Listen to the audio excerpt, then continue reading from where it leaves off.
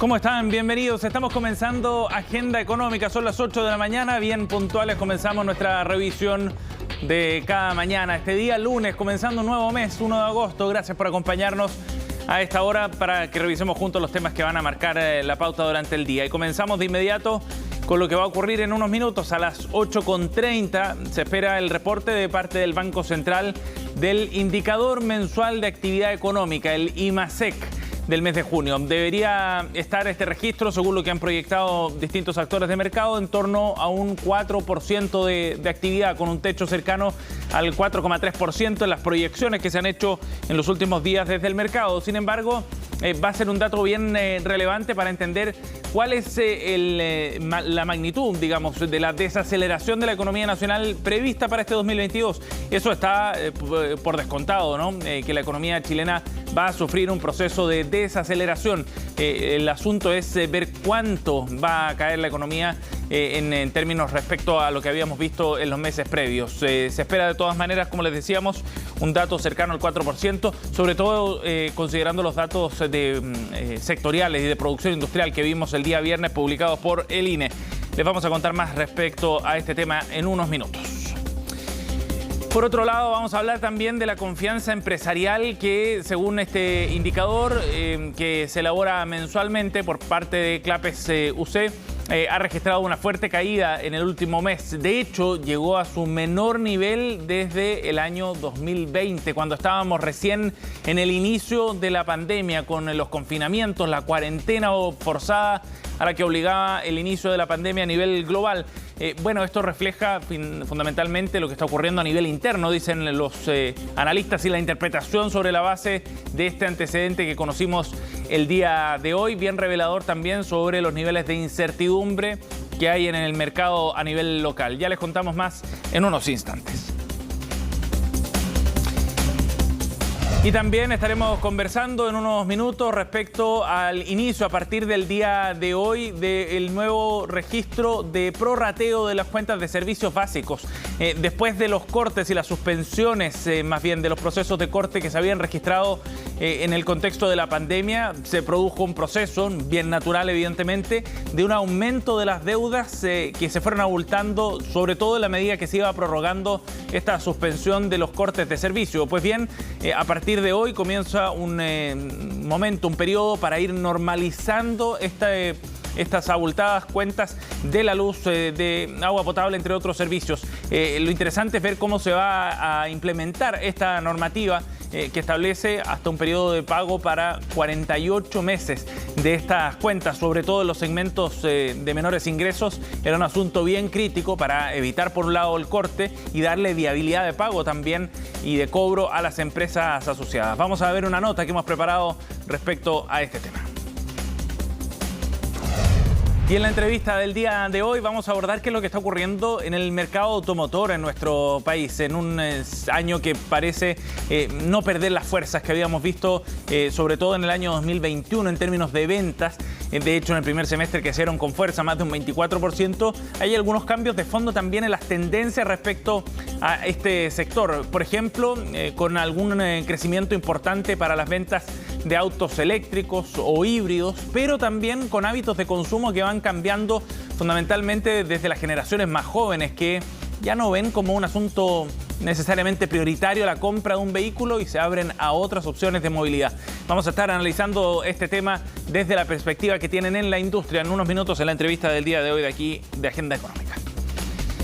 Y por último, en nuestro resumen 8:4, revisemos qué fue lo que ocurrió con los mercados a esta hora de la mañana en el inicio de las sesiones de este día lunes. Estos son los números para comenzar el día, sobre todo en el hemisferio norte, donde se ha extendido el optimismo con el que se había cerrado la semana pasada. 0,53% de crecimiento para el Eurostoxx a esta hora de la mañana, cuando ya han cerrado, cuando están en curso las transacciones en Europa. En Londres, 0,6% de ganancia, también al alza la plaza británica, mientras que el Nikkei más temprano cerró con una subida de 0,69%. En Hong Kong, el Hang Seng cerró con una ganancia de 0,05%. ¿Qué es lo que ocurrió el día viernes con el IPSA, el indicador bursátil local? Bueno, una caída muy leve de 0,01%. Más interesante fue lo que ocurrió con el precio del dólar, que había registrado nuevamente un retroceso importante, superior al 1,1%. Cerró en 897 pesos el dólar en el mercado cambiario local. Ojo con lo que vaya a ocurrir hoy día, de la mano de los antecedentes que entregue el IMASEC por una parte. También hay que estar atentos a lo que ocurre con el precio del cobre, que sigue subiendo en los mercados internacionales. Ha repuntado 3,58 dólares por libra. Es el precio con el que está transándose a esta hora el metal rojo a nivel internacional. Bien, vamos a ver entonces los datos que nos podría traer el IMASEC. Adelantemos un poco el escenario de lo que se va a conocer a las 8:30 de la mañana, cuando el Banco Central entregue su informe de actividad económica, el informe mensual de actividad económica.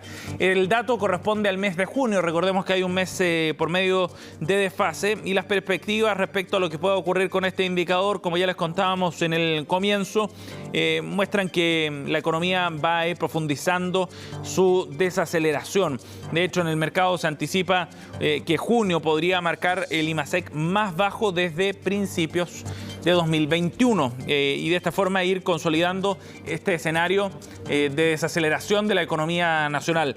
La magnitud es relevante, por cierto, porque va a generar una discusión más amplia respecto al momento que está viviendo la economía nacional, a entender bien cuál es el tiempo en el que se está produciendo esta desaceleración que se daba, como decíamos, por descontado después de un 2021 que había sido bien excepcional desde el punto de vista del crecimiento, sobre todo porque había mucha más liquidez que había permitido un crecimiento mayor. Pues bien, este dato, el de la actividad económica del mes de junio, nos va a mostrar qué es lo que está ocurriendo realmente en términos de actividad económica a nivel nacional y si es que, como decíamos, se va adelantando este escenario que se proyectaba para el segundo semestre. Además, va a ser relevante para ver qué es lo que va a hacer el Banco Central en su próxima reunión de política monetaria, que será el 6 de septiembre.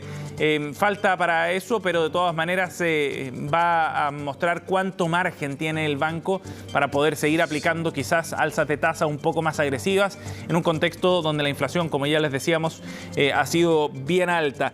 ¿Qué es lo que está esperando el mercado? Bueno, un crecimiento en torno a un 4%, con un rango que va de un 3,5% en el caso de los que están más pesimistas respecto a la actividad económica de junio, hasta un 4,2% para aquellos que están en el segmento más optimista. Los datos del viernes de producción industrial ya anticipaban un escenario entonces donde se va consolidando esta posición en torno a un 4%. El dato también es relevante porque nos va a permitir sacar una fotografía y ver qué es lo que ha ocurrido en el primer semestre en particular. Si se concretan estas previsiones, según lo que ha anticipado el mercado, bueno, la economía chilena habría crecido durante el primer semestre del año entre un 6,4 a 6,5% aproximadamente. Y eso también nos da otra luz respecto a cómo va marchando la economía a nivel nacional. Es parte de lo que se espera entonces a las 8:30 con este dato del IMASEC que conoceremos en esta jornada. Dato bien relevante también, pensando en que en unos días más conoceremos el dato de inflación para el mes de julio, otro punto bien relevante, y pensando además en que el Banco Central, de acuerdo a las minutas que conocimos la semana pasada, evaluó ya la posibilidad de una alza de tasas aún más agresiva. A las 8:30 entonces, al cierre de Agenda Económica, estará el dato publicado del IMASEC correspondiente al mes de junio y que publicará el Banco Central. Bien, nos vamos a ir a otro tema para hablar de confianza empresarial en un momento en que distintos indicadores nos muestran que hay cierto deterioro tanto por el lado de los empresarios e inversionistas como de los consumidores. En esta ocasión es el dato de confianza que mide ICARE junto a la Universidad Adolfo Ibáñez, que ha marcado un nivel que no se veía desde hace 2 años en medio de este proceso de desaceleración del que ya hablábamos de la economía nacional. Según este dato que publica hoy día el diario El Mercurio, marcó 39,01 puntos en el mes de julio.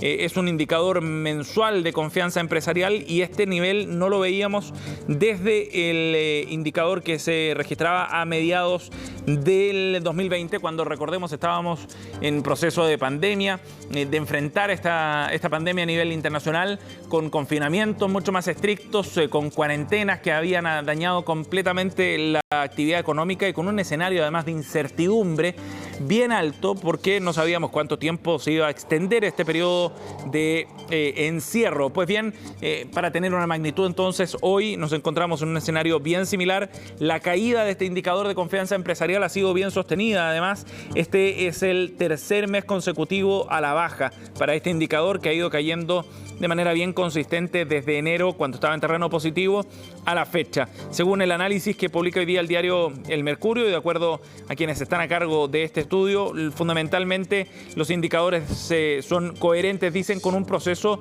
de caída de la actividad económica, de desaceleración de la demanda, pero se agregan otros factores que tienen que ver fundamentalmente con lo que ocurre a nivel interno. La caída de las tasas de inversión, por ejemplo, muestran también a un escenario en que los inversionistas son más cautelosos y donde estamos viviendo además un proceso constituyente que ha generado, y eso es bien evidente, un escenario de cierta incertidumbre. Son esos dos datos entonces los que le dan contexto a este informe que publica hoy día el diario El Mercurio. Un dato bien relevante también tiene que ver con que todos los sectores de la economía, porque esto se desagrega de acuerdo a las actividades productivas, bueno, han experimentado disminuciones respecto al indicador del mes de mayo. Por ejemplo, el sector de minería es el que está más cerca del límite, el umbral que establece un escenario positivo a uno negativo, mientras que los sectores de industria, manufacturera, construcción y comercio están derechamente en sectores pesimistas, de acuerdo a este indicador que elabora ICARE en conjunto con la Universidad Adolfo Ibáñez.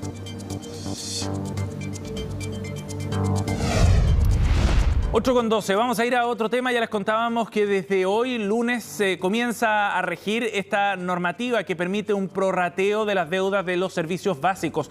Es un dato bien relevante, por supuesto, para las familias que han acumulado deudas importantes en el contexto excepcional que significó la pandemia, donde se permitía efectivamente adeudar niveles más altos de lo normal sin que eso significara un corte de los servicios. Pero también significa para las empresas la posibilidad de ir saldando estas deudas que se abultaron por largo tiempo y darle así viabilidad finalmente a los servicios básicos. Los detalles los vamos a revisar en la siguiente nota que hemos preparado para entender en qué consiste esta normativa que empieza a regir hoy. No hay plazo que no se cumpla ni deuda que no se pague, y así será con los servicios básicos. Este lunes comienza a regir la ley 21.423, que permite un prorrateo y a su vez subsidia las deudas de luz y agua adquiridas entre el 18 de marzo de 2020 y el 31 de diciembre de 2021. Si alguien, digamos, adquirió una deuda muy grande, probablemente porque consume mucho. Pero si alguien consume bajo este margen y también tiene una deuda muy grande, el Estado solo, digamos, con los fondos que tiene, puede cubrir un cierto porcentaje de esa deuda, que es lo que sale en la ley. El mecanismo se enfocará en los usuarios que tengan una deuda morosa cuyo consumo mensual promedio en el periodo de la pandemia no haya superado los 200 kWh en el caso de la electricidad y los 15 metros cúbicos en el caso del agua. Si el usuario está por debajo de ese consumo, en la práctica su deuda será subsidiada, pero si está por encima, solo podrá acceder al prorrateo. Cuando se hizo la discusión de esta ley, el Ejecutivo de la época no quiso subir el umbral. Habrán familias que por estar sobre el promedio van a quedar fuera del beneficio que aplica el Estado, y que esas familias van a tener hasta 48 cuotas para pagar ellos mismos su deuda. Para hacer una bajada algo más sencilla, pongamos los números sobre la mesa.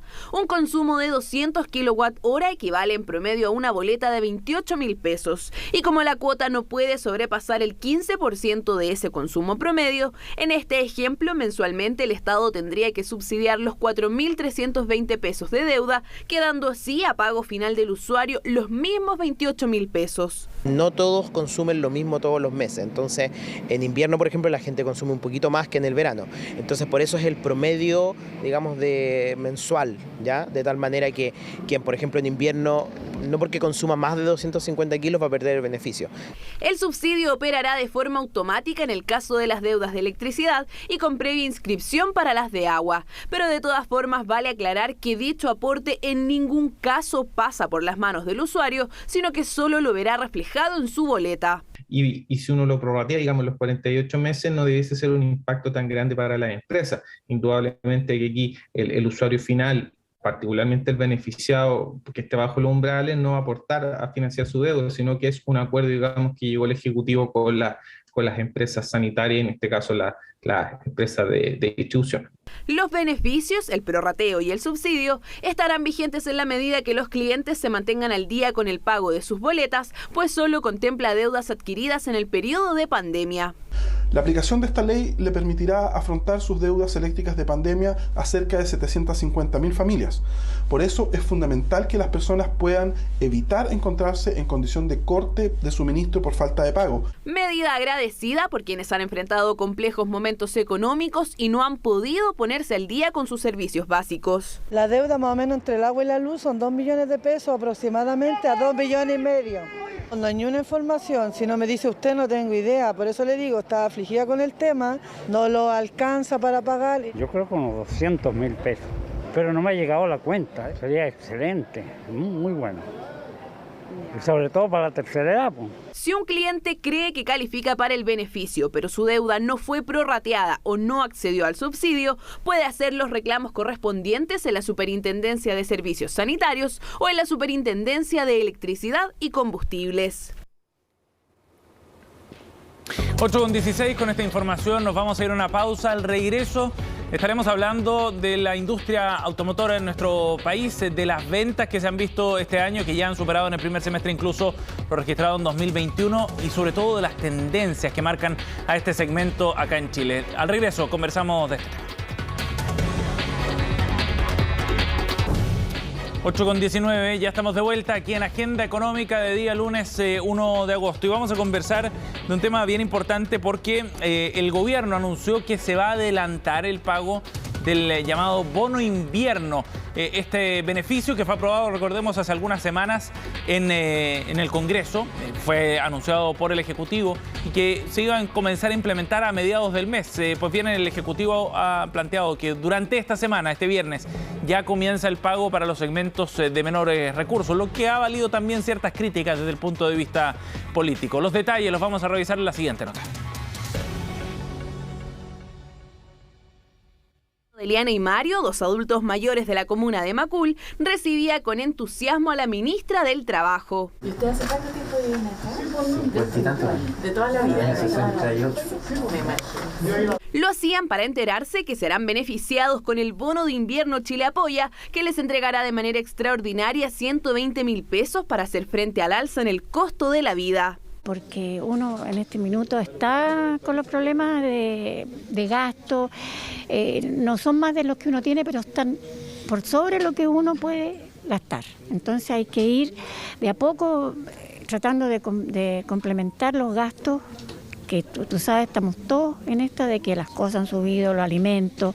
Alzas persistentes que han llevado a que el matrimonio incluso deba elegir en qué momento calefaccionar su casa, precisamente porque no pueden costear en su totalidad el valor de la parafina. El alza del costo de la vida en realidad se nos hace bien dificultoso aquí para calentar la casa. Prendemos la estufa un ratito nomás porque no nos alcanza para, para pagar. Es carísimo la parafina, el gas, muy caro. Entonces este bono viene pero de perilla. Como ellos, otros 7,5 millones de personas tendrán un alivio en su bolsillo desde el próximo 5 de agosto, cuando comience a pagarse este beneficio. El Instituto de Previsión Social, como señalaba, va a comenzar pagando un grupo de los 7,5 millones de beneficiarios que corresponde a aquellas personas que usualmente reciben beneficios del Estado. Es decir, precisamente quienes están en asignación familiar, en subsidio único familiar o en el subsidio de discapacidad mental. Al primer grupo también se suman los beneficiarios del programa Seguridades y Oportunidades, los adultos mayores de 65 años que reciben el bono invierno y quienes son beneficiarios del aporte previsional solidario de invalidez y la pensión básica solidaria de invalidez. Todas aquellas personas que reciben beneficios ya regularmente nuestros, que ya han recibido algún beneficio nuestro, se le va a mantener la forma de pago y hemos hecho un trabajo para que aquellas personas que tienen cuenta RUT vigente, activa, que la hayan utilizado una vez en los últimos 3 meses, se le va a pagar en depósito electrónico. Y el resto de las personas les vamos a comenzar a pagar desde el mismo día 5. En segunda instancia, el bono se pagará al 60% más vulnerable del registro social de hogares si es que las personas tienen a cargo a un menor de 18 años, un adulto mayor de 65 o una persona con discapacidad severa. Para ellos, los pagos iniciarán la tercera semana de agosto. La nómina se construye al 1 de agosto, como hay que cruzar muchas bases de datos para poder hacer esta construcción, el plazo para actualizar el registro venció el 22 de julio, pero insisto, es muy poco probable que haya gente que haya quedado fuera porque la mayoría de quienes habitan Chile ya están en el registro social de hogares. Este bono no es postulable. El monto será transferido de manera automática y la próxima semana se habilitará el sitio web bonoinviernochileapoya.cl, donde se podrá consultar con el RUT si es o no beneficiario. Ahora bien, si una persona no lo recibe pero cree que debe, puede apelar al Instituto de Previsión Social en un plazo de 9 meses. Además, el bono aumentará sin tope si es que hay más cargas que califiquen. Quiero señalar que en el caso que los hogares tengan más de una carga acreditada, les corresponden un bono por cada carga y por tanto van a haber hogares que reciban más de un bono. De momento, el gobierno descartó que se impulsen nuevas transferencias directas a las familias, pensando no solo en el escenario inflacionario, sino también en la responsabilidad fiscal. Más de un 24% creció la venta de vehículos nuevos durante el primer semestre. Ha sido otro año de niveles récord y se espera que termine en un nivel alto nuevamente este 2022 a pesar de todas las circunstancias económicas en las que estamos. Aunque hay varias tendencias que es bien interesante analizar porque empiezan a cambiar los hábitos de consumo también y de uso de los vehículos en nuestro país. Tema que vamos a abordar a continuación con el nuevo CEO para Chile de ALD Automotive, Mauricio Serna, que está en contacto con Agenda Económica. ¿Cómo está, Mauricio? Buenos días. Hola Sebastián, muy buenos días. Buenos días, gracias por conversar con nosotros. Mauricio, interesante ver la mirada que tienen ustedes porque están en el rubro automotor en más de 40 países a nivel mundial, pero además tienen una mirada desde un ángulo distinto de la industria, desde el leasing operativo en particular. ¿Cuánto más puede seguir creciendo desde su visión, Mauricio, el mercado automotor en nuestro país? Bueno, Sebastián, eso es una buena pregunta. Es un mercado además que sorprende a todo el mundo porque en mercados muy parecidos, economías parecidas, Portugal o poblaciones parecidas, son mercados que no pasan de 250.000 unidades al año. Y ver la sorprendente cifra de Chile, este año ya con 220.000 unidades, muy por encima de la cifra récord que se ha tenido, pues sorprende. Lo que sí hemos venido viendo es que en los últimos meses se ha venido desacelerando la toma de pedidos. Por el que las entregas sigan siendo entregas altas porque venimos trayendo un acumulado, un lastre de entregas de los últimos 6 meses. Pero lo que hemos venido sintiendo a nivel mundial también es una disminución en los pedidos. Algo interesante del mercado chileno es ver cómo parte de lo que está jalando es la venta de vehículos comerciales, o las empresas que están renovando su flota, que es muy particular lo que nos atañe a nosotros. Y eso pues es un buen indicador de la economía y para dónde puede ir ahora y que jalen las empresas que son las que realmente mueven la economía. Sí, Mauricio, aunque esto debería ir cediendo o disminuyendo estos niveles de venta, ya sea particulares o comerciales, de la mano de la desaceleración económica que se proyecta para el segundo semestre o para el próximo año. Debería. Aparte, hay un impacto adicional que le pone las tasas altas de interés. Es un combo, tasas altas, tipo de cambio alto, inflación. Los precios de los vehículos han aumentado en proporciones que no se veían desde hace muchos años. Y eso es un combo que empieza a sentir ya la economía. El usuario final lo empieza a sentir. El usuario comercial de las empresas también en sus presupuestos no tenía las alzas que ha tenido ahora y puede haber una retracción en el mercado. Sí, bueno, y ese punto es bien interesante, porque se empiezan a configurar varios factores. Por un lado, problemas de logística, digamos, a nivel global, precio del dólar también más alto, algunos aspectos, digamos, de demora en las entregas, en fin. ¿Cómo crees, Mauricio, que eso empieza a cambiar el escenario para la industria acá en nuestro país, en términos sobre todo de los comportamientos de los consumidores finales, ya sea empresas o particulares? Pues mira, hay varios enfoques. Uno, después de la pandemia, estallido y post, el rebote ha sido muy bueno. Había necesidad de cambiar vehículos, de renovar la flota. Chile además se ha caracterizado por tener una de las flotas de menos edad en Latinoamérica y se ha venido sintiendo. Ahora yo creo que en ese rebote las automotrices en Chile estaban viviendo el mejor de los mundos con vehículos ya vendidos, márgenes altos y creo que para ponerlo en términos de este sector todavía les queda gasolina para aguantar un tiempo más, de pronto a costa de un poco de margen, extender un poco los beneficios que se le puedan pasar al consumidor final. Una cosa que se ha visto es que las ventas a particulares, muy puntualmente a por ejemplo en vehículos de pasajeros, ya están teniendo un retroceso, ya están por debajo. Lo que viene ahora es el impulso un poco que van a tener en las empresas. Las empresas también van a verse afectadas por los tipos de interés, por las alzas, pero de alguna forma pues son los llamados a poder jalonar y a quitarse un poco el rezago que tenían de no haber podido actualizar su flota durante el año 2020 o 2021 o incluso a comienzos del 22, o por demoras o porque no tuvieran los vehículos o por diferentes factores. Entonces, a nivel empresarial debería subir un poco la demanda, como lo ha venido haciendo. A nivel de persona natural puede haber una contracción en este momento. Ajá.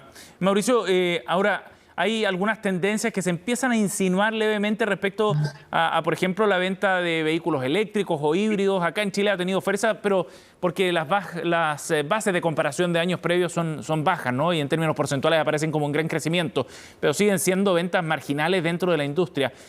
¿Cómo ven ustedes este desarrollo? ¿Cómo lo ven en comparación, por ejemplo, a otros países? ¿Y hacia dónde se podrían ir orientando ciertas políticas públicas desde la perspectiva de ustedes para avanzar en este tema, que aparece como uno bien relevante si es que queremos disminuir emisiones en nuestro país? Es un tema súper relevante en la agenda de todas las compañías en este momento. Creo que nosotros como compañía, en la que bien lo decías, trabajamos en más de 40 países. Las compañías multinacionales, por ejemplo, tienen unas metas bien agresivas en cuanto a penetración de movilidad eléctrica y disminución de la huella de carbono. Evidentemente, como tú lo dices, hay un crecimiento a nivel de porcentaje, pero a nivel de penetración todavía es bajo. Hoy en Chile es un 1.4% de las ventas de vehículos son para vehículos eléctricos o híbridos enchufables. Si lo comparamos un poco con la región, por ejemplo con Colombia, que ya estamos llegando a un 11% en energías verdes, casi un 5% en híbridos y eléctricos, creo que hay que poner de varias partes. Algo que en todos los países donde ha habido un impulso para la energía eléctrica, para los vehículos electrificados, son los incentivos por parte del gobierno e incentivos, como lo digo yo a veces, mucho a las empresas que son las llamadas a dar el ejemplo y a ponerlo. No es incentivar al que más tenga para poder comprar un vehículo costoso para tener algún tipo de beneficio, sino incentivar a las empresas que son las que realmente pueden acelerar este cambio, esta transformación, tiene una responsabilidad mayor para hacerlo.